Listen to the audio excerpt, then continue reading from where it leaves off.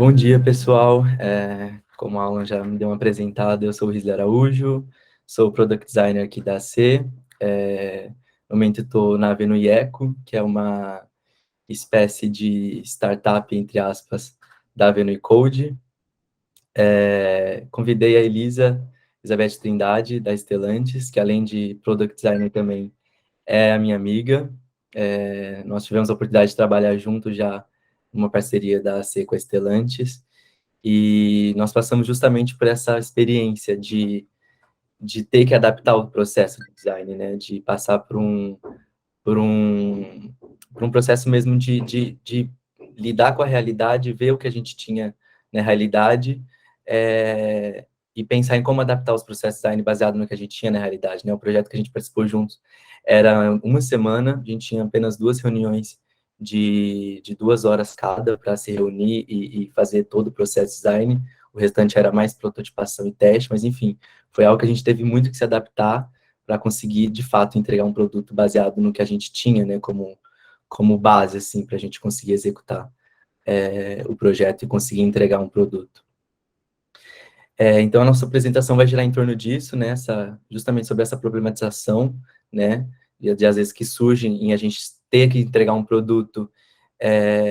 e ter que adaptar o processo de design para entregar esse produto, porque existem diversos fatores que a gente sabe que às vezes podem interferir nessa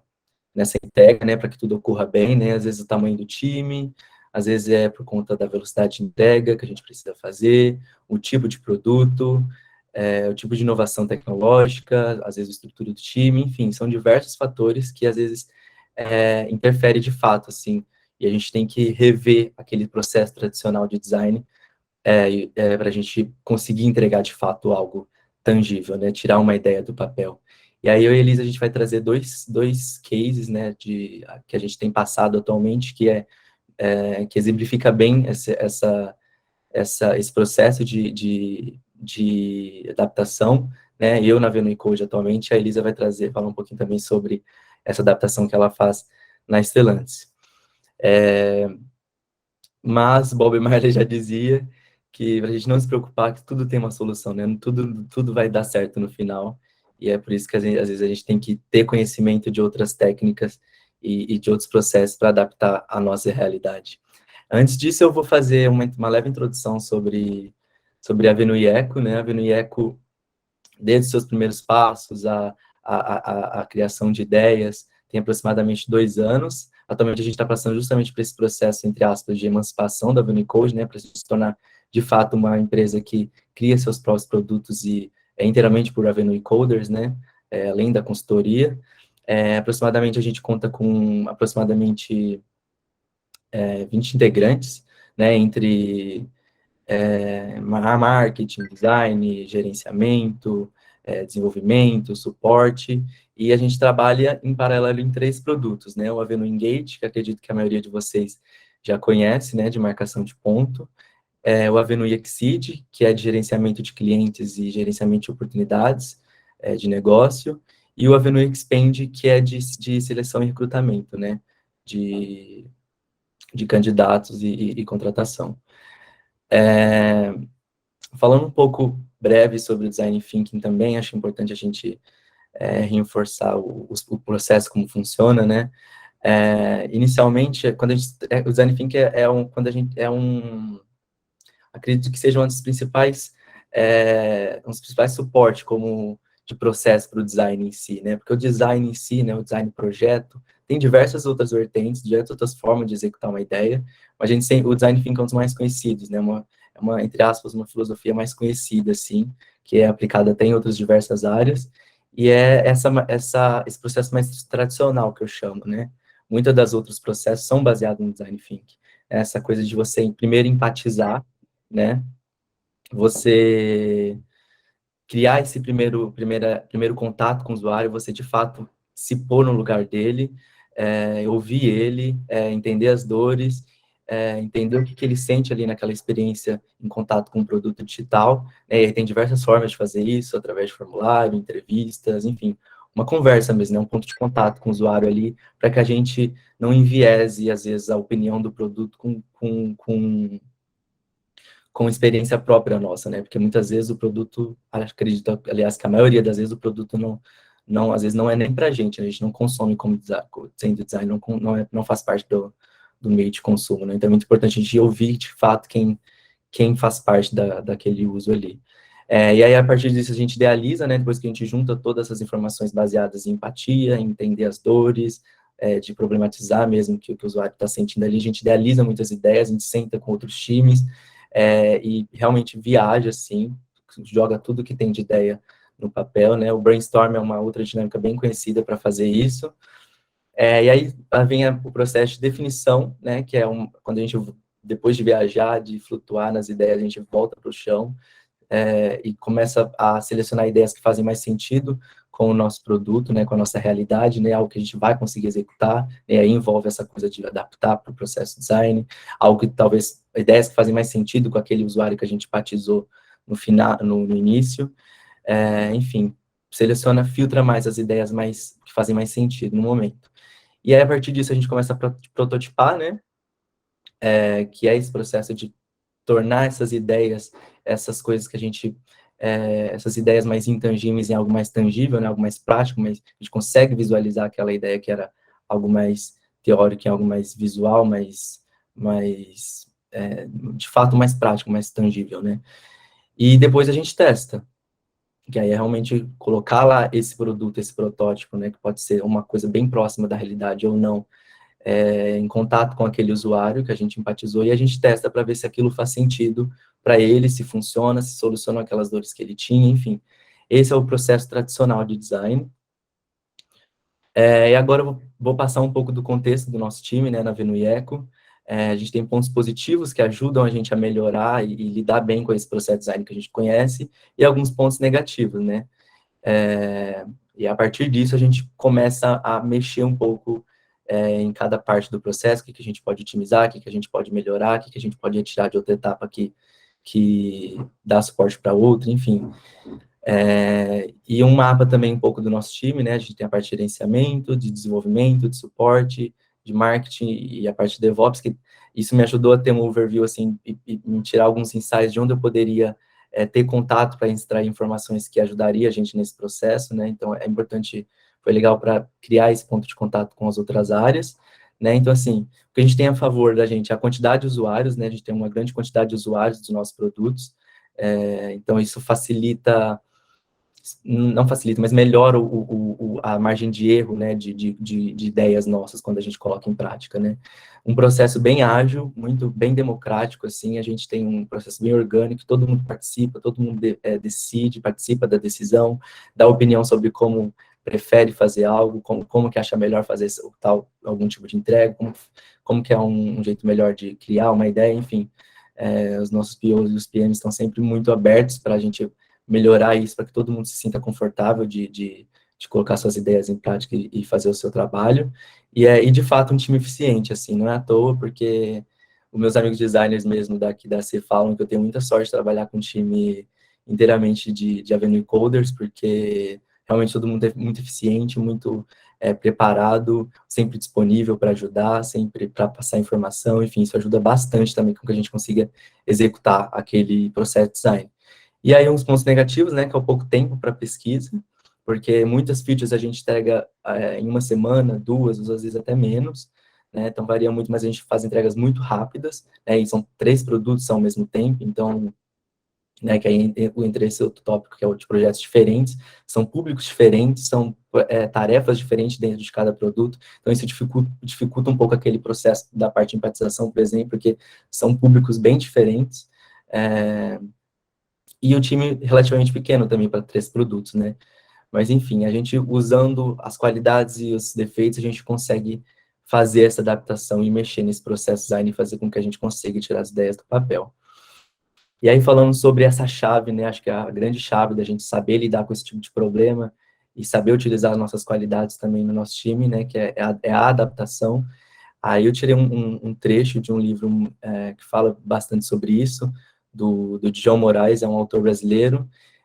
no livro Metaprojeto, que também já um processo de design que ele defende, né, que é mais contemporâneo, leva em consideração mais o processo design levando mais em consideração o que a gente vive atualmente, né, essa coisa da globalização, de surgimento de novos cargos, novas tecnologias. Então, ele defende muito essa coisa da gente entender o cenário e se adaptar ao cenário para que a gente consiga executar as nossas ideias, né. Eu vou tomar liberdade rapidamente ler rapidinho esse trecho que fala assim, que a metodologia até então aplicada para o desenvolvimento de produtos, na maioria dos cursos de design, e posteriormente também praticado também durante o percurso profissional, traz na sua essência as referências do cenário estático presente no modelo moderno, em que normalmente os elementos eram de fácil decodificação, por não serem híbridos, e quase sempre de conteúdos previsíveis, por ainda não ter havido um mix de informações fortemente presente no processo de globalização. Ele fala muito sobre essa coisa de, antigamente era mais fácil você executar essas ideias, porque as tecnologias eram um pouco mais estáveis, a gente tinha mais domínio técnico do que acontecia há 10 anos atrás. Né? Hoje, depois da globalização, do surgimento de muito mais redes sociais, dessa interação entre diversas áreas, principalmente da tecnologia, né, fez com que a gente precisasse adaptar, conhecer outros caras, conhecer novas áreas e adaptar melhor a esse novo cenário, no processo de criação e definição de ideias. E aí a adaptação que a gente tem feito, né, que eu tenho interpretado que tem sido dessa forma, né, a gente tem um processo de empatização até a prototipação de maneira muito rápida, a gente tem pouco tempo para isso, mas, ao nosso favor, a gente tem um grande tempo de teste. Né? Acho que o teste é o nosso principal aliado, assim, porque além de a gente contar com muito avenue coders que nos dão um feedback constante, assim, do que está acontecendo no sistema, do que ele está sentindo, de bugs, a gente acaba dando priorização para essa parte de teste, né? A gente passa muito tempo testando as coisas que a gente lança, né? Então, desde a fase de empatizar, prototipar, a gente faz de maneira mais rápida, e aí a gente otimiza muito o nosso tempo, a gente faz reuniões constantes, de geração de ideias, de conversas com os usuários, a gente tem grupos para isso, eu vou falar um pouco mais para frente. E aí, da minha parte de design, para otimizar também esse tempo, sempre que a gente está testando uma versão anterior a uma funcionalidade lançada, a gente já está empatizando, idealizando o próximo desafio, né, a próxima ideia. Então, isso é o que eu tenho feito, adaptado para otimizar o tempo também dentro desse processo. E aí, aqui eu fiz um mapa das dinâmicas que eu tenho utilizado, né, algumas eu me adaptei ao time quando eu entrei, né, e outras eu trouxe, testei e vi que deu certo, e é o que eu tenho utilizado, assim, que eu acho que melhorou bastante, assim, o design dentro do time, né? Porque no momento,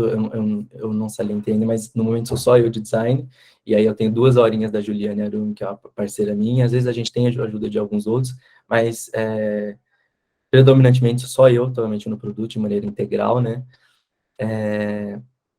Então, é uma coisa que a gente foi crescendo, assim, o design dentro do time, né? A cultura de design dentro do time, né? Então, foram algumas coisas que eu fui testando e eu tenho visto que tem dado certo, a gente está conseguindo ganhar tempo de fazer outras coisas, as entregas dão certo, enfim, são dinâmicas que têm dado certo. Não, então, é uma coisa de pesquisas rápidas, conversa com representantes, que é uma coisa que ajuda muito a gente, algo que eu já entrei, já tinha, hoje em dia a gente tenta otimizar isso, que é essa coisa, a gente tem alguns grupos e alguns representantes de cada produto que recebem informação dos usuários, né? A gente tem a Laís, por exemplo, que trabalha com isso no Expand, a Laís Ferrarese, que ela recebe informação de muitos usuários do Expand, né? O time de recrutamento e seleção passa para ela do que estão sentindo mais, e de forma condensada ela passa para a gente em reuniões semanais, para o Renan, para o Bernardo, que é o nosso PM, nosso PO, e a gente consegue receber essa informação de maneira mais condensada, porque se a gente tivesse que gastar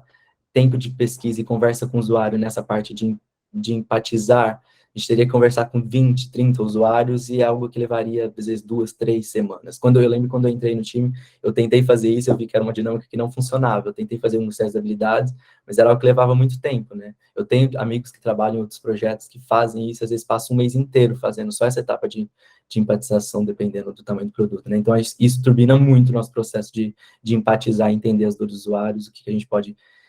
ter de suporte e de material para idealizar, né? A aproximação com o time de marketing, que é um time que ajuda muito, eles trabalham muito com pesquisa e persona, né? Então, é algo que aproxima bastante do que a gente faz com design, né? De empatizar, entender o usuário, estudar os concorrentes, os clientes, algo que ajuda muito a gente também. Então, tentei criar essa aproximação com a Andy. A gente até fez uma pesquisa juntos há pouco tempo. Então, a gente também está otimizando, se ajudando para criar e turbinar essa parte de empatizar. É o planejamento semanal, que ajuda a gente muito a idealizar, a priorizar e definir, que é as reuniões que eu faço com o PO, com o Bernardo e com a Ana, que é uma coisa que ajuda muito a gente a entender o que a gente pode priorizar, o que a gente pode idealizar de novas ideias, o que pode definir no momento, o que faz mais sentido para o momento. Já consegue idealizar e definir em uma reunião semanal. Reuniões rápidas e objetivas, né? Então, todo mundo do nosso time está sempre muito disponível, isso ajuda bastante. Às vezes a gente está com algum impedimento que impacta no avanço do processo, né? Todo mundo, ainda bem que nosso time tem essa disponibilidade muito forte, todo mundo está sempre disponível de maneira rápida, assim, então já ajuda a gente a destravar, às vezes, alguma dúvida, alguma coisa que a gente tá travando a gente ali no processo, né? Então a gente consegue destravar rápido quando surge algo nesse sentido. Adaptar o Kanban, né? Então, é aquela coisa sobre o processo que eu falei, o nosso Kanban é bem definido e ajuda bastante a gente a conseguir fazer a entrega para o desenvolvimento, né? De maneira que a gente consiga entregar sempre antes e otimizar esse contato da prototipação pro desenvolvimento. O alinhamento com front-end e as dinâmicas de back-end é algo que eu tenho feito também ultimamente, é conversar com o time de dev, entender como que a gente pode otimizar a entrega, o que faz mais sentido, o que não faz, o que precisa, o que não precisa. Eu descobri muita coisa que eu fazia mais, muita coisa que eu fazia menos, e isso otimizou muito. Hoje em dia a gente não tem tanto necessidade de tirar dúvidas e tudo mais sobre o que precisa, o que não precisa. E aí eu gosto de participar também das reuniões que os POs fazem com eles, né, que a gente chama de grouping, que é essa coisa de eles passarem as tarefas, a gente rever as tarefas todo mundo junto, e ali eu já consigo tirar alguns insights do que eu posso otimizar na entrega de um protótipo, na entrega de uma ideia. E a parte de teste, né, que é essa coisa de teste em situações reais e teste em quantidade, né, que ajuda na margem de erro, né, então esses testes em situações reais ajudam muita gente, né, vocês, Avenue Codes, a reportar de fato para a gente os bugs que estão tendo, a gente tem grupos para isso, a gente tem o suporte aberto para isso, a gente está sempre monitorando ali o que está acontecendo de mais grave, o que não está, o que a gente prioriza, o que a gente tem que melhorar. Então, é muito importante, assim, a ajuda que os Avenue Coders têm para a gente a utilizar o produto, né? A gente tem isso de maneira muito intensa,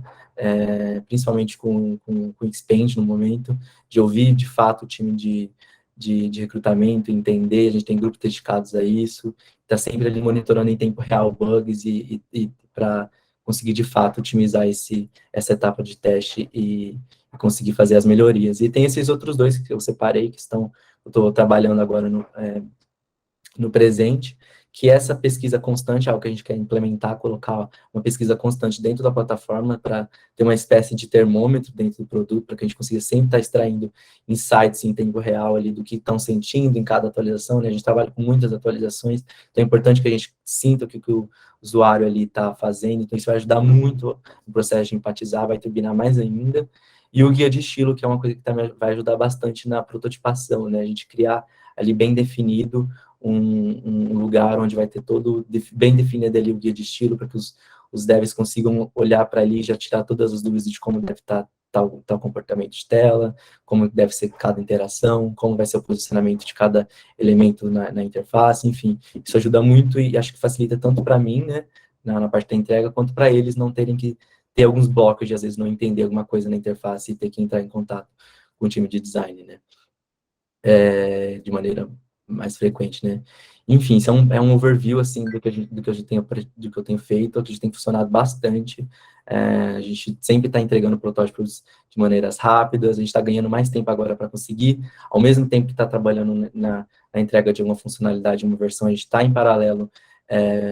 fazendo pesquisa, é algo que a gente ganhou um tempo para isso, então eu gosto sempre de estar no meu processo fazendo duas coisas em paralelo, alguma coisa que eu consigo, graças a essa otimização do processo design, quando a gente está dedicado a uma funcionalidade, né. Então é isso, vou passar agora a palavra para a querida Elizabeth, ela vai contar agora sobre um caso dela, do kart, como ela tem feito as adaptações do processo design para que as ideias do time dela também saiam do papel. Legal. Bom dia, pessoal. Eu sou Elizabeth, mas você não me conhece como Elisa. E gostaria de começar, né, agradecendo tanto o Risley, né, por ter me chamado, também o pessoal da Avenue Code, ao meu time também da Avenue Code, também da Stellantis, por essa oportunidade de eu estar aqui palestrando.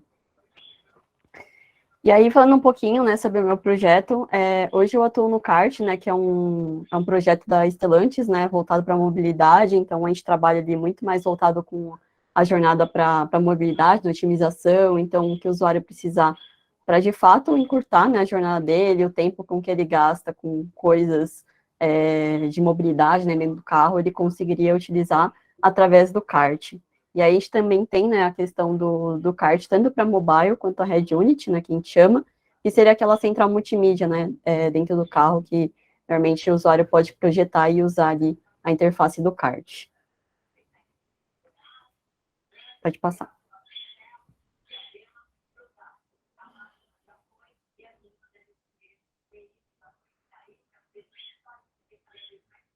Um minuto, Elisa. Agora foi. Foi. Boa, obrigada. Bom, então eu estou 1 ano e 6 meses já, né, no time do kart, na Stellantis, e quando eu entrei tinha mais 2 designers comigo, né, então acabava que a gente tinha até que bastante interação entre a gente, mas a gente tinha pouca interação, né, pelo menos eu sentia essa necessidade de mais interação, tanto com o time técnico, né, os devs, e também com o time de business, para entender um pouco mais a estratégia, evoluções do produto.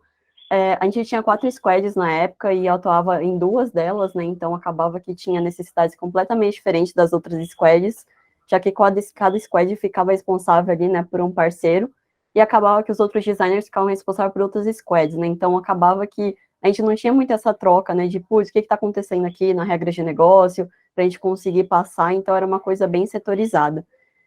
Além disso, também as entregas elas ficavam muito mais pautadas, né, em cima de UX e UI, então a gente não tinha muito essa questão de pesquisa, era muito a necessidade que veio ali de business, a gente faz alguma demanda, né, alguma necessidade do parceiro, a gente faz entrega, e além disso tinha mais um desafio, né, que era a gente também desenhar para a questão da central multimídia do carro, né, então ela tem todas umas especificações, né, do Android Auto, do CarPlay, que a gente precisa ter um pouco mais de atenção nisso também para a gente conseguir trazer uma boa experiência que não tire, né, a questão da atenção do usuário quando ele estiver dentro do carro. Atualmente, né, assim como o Riz, eu também estou como designer única hoje no projeto. Eu tenho muito mais interação com os times também, né, tanto o time técnico quanto o time de business. Hoje a gente só tem 2 squads, né, no produto, mas cada uma dessas squads, né, a gente tem vários parceiros diferentes e parceiros chegando também, né, então hoje a gente atua com 6 parceiros e a cada meio que mês, assim, sempre tem um novo, então a gente acaba tendo que estar muito alinhado, né, sobre a questão de, beleza, vamos fazer um score, vamos entender um pouco mais, né, sobre esse parceiro, as regras de negócio, o que a gente consegue ou não, né, fazer para a nossa interface, para a nossa jornada, e também, né, a parte de entregas, elas não estão mais pautadas só em UX e UI, a gente também está se envolvendo muito mais nessa pesquisa, fazer testes de usabilidade com os usuários, então a gente está incrementando ainda mais essa jornada.